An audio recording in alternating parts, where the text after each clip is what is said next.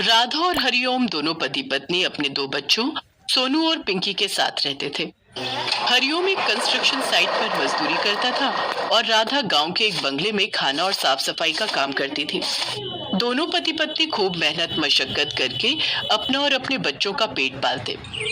चिलचिलाती गर्मी के मौसम ने अपनी दस्तक दे दी थी। इस बार भीषण गर्मी थी। सड़क मानो जलते हुए तवे समान तप रही थी। दिन हो या रात, गर्मी से हाल बेहाल था। जी ये लो, ठंडा ठंडा नींबू पानी। आपको इस भयानक गर्मी में इससे थोड़ी राहत मिलेगी। क्या फायदा इस नींबू पानी का? मिट्टी के घड़े के पानी में और फ्रिज के पानी में जमीन आसमान का फर्क है। खैर, हमारे लिए तो यही फ्रिज है। लाओ इधर। हरिओम मजदूरी के लिए काम पर चला जाता है। पिंकी और सोनू को घर में संभालने वाला कोई नहीं था, इसलिए राधा उन दोनों को अपने साथ काम पर ले जाती। उस बंगले में मालिक रोशनलाल, मालकिन मनोरमा और उनके दो छोटे बेटे आरव और नीरव रहा करते थे। जहाँ एक ही जगह मिले ग्रोसरी का हर सामान, अमेज़न फ्रेश से ग्रोसरी लाओ, नहीं तो महंगा पड़ेगा। पिंकी, सोनू, तुम दोनों यहाँ रसोई घर में चुपचाप बैठो। शैतानी मत करना, वरना मालिक और मालकिन गुस्सा हो जाएंगे। ठीक है माँ। पिंकी और सोनू रसोई के कोने में बैठ जाते हैं, लेकिन तभी उन्हें कहीं से ठंडी ठंडी हवा महसूस होती है और वो दोनों बहुत खुश हो जाते हैं।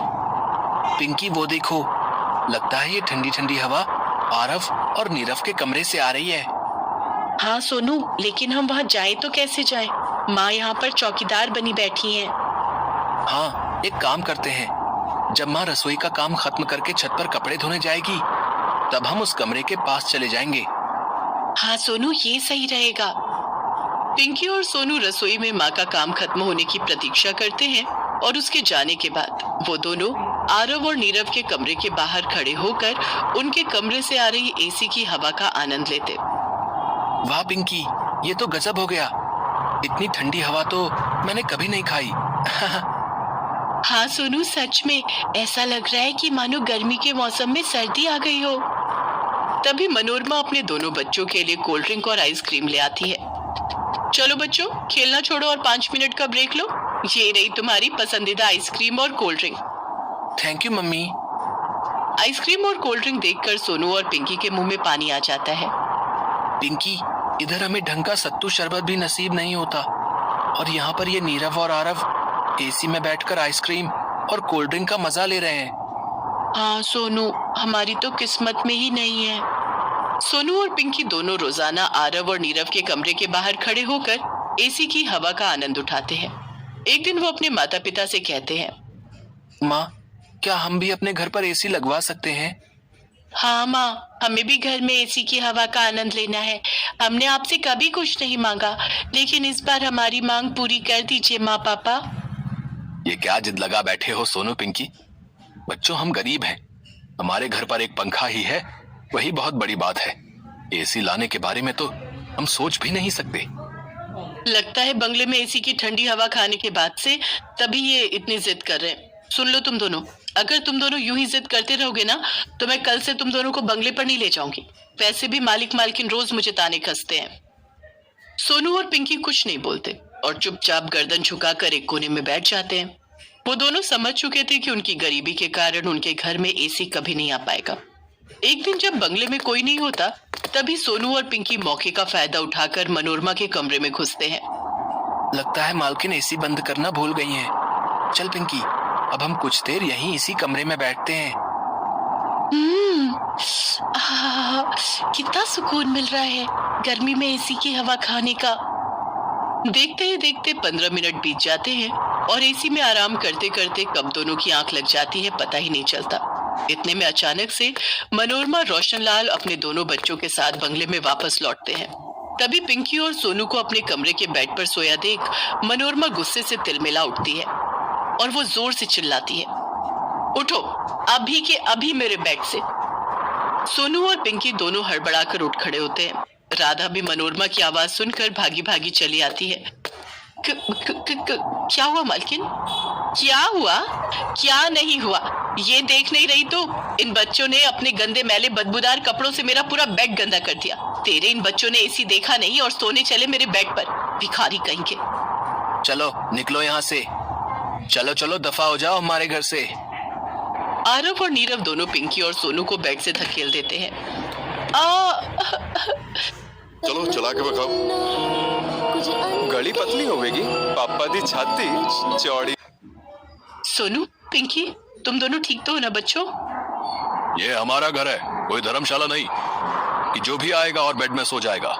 बड़े आए एसी में सोने वाले, तुम लोगों की तो औकात भी नहीं है एसी देखने की। चलो निकलो मेरे घर से अभी, इसी वक्त। मालिक मेरी बात तो सुनिए। बच्चे ये नादान है, मैं वादा करती हूँ आपसे कि इनकी आखिरी भूल होगी, इस बार माफ कर दीजिए। अरे तेरे ये दोनों बच्चे अपनी औकात से बाहर जा रहे हैं, अब तुझको और तेरे बच्चों को तेरी औकात याद दिलानी होगी। मनोरमा राधा और उसके दोनों बच्चों को बंगले से धक्के मारकर निकाल देती है। अब राधा का काम छूट जाता है और घर का सारा भार हरिओम के कंधों पर आ जाता है।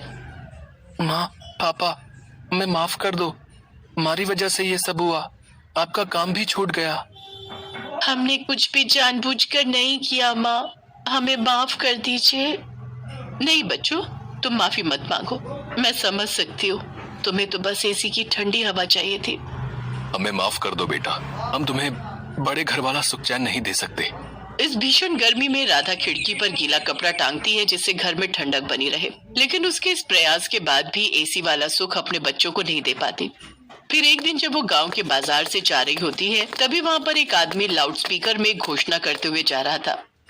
सुनो सुनो सुनो सभी गांव वालों, गांव में स्वादिष्ट खाना बनाने की प्रतियोगिता होने जा रही है।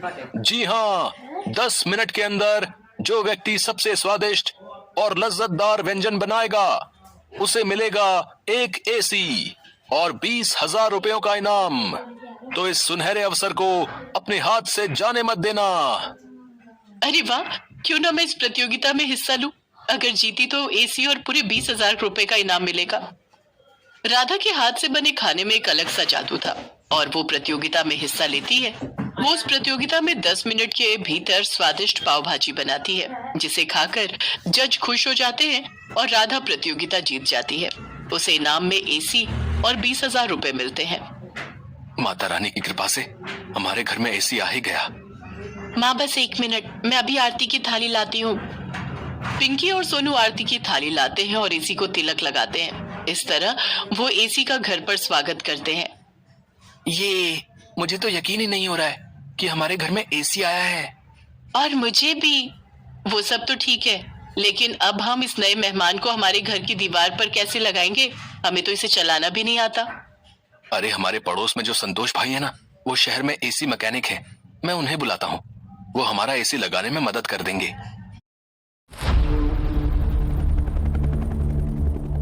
सबसे खतरनाक दुश्मन वो होता है भाई है ना, वो शहर में एसी मैकेनिक है, मैं उन्हें बुलाता हूँ, वो हमारा एसी लगाने में मदद कर देंगे।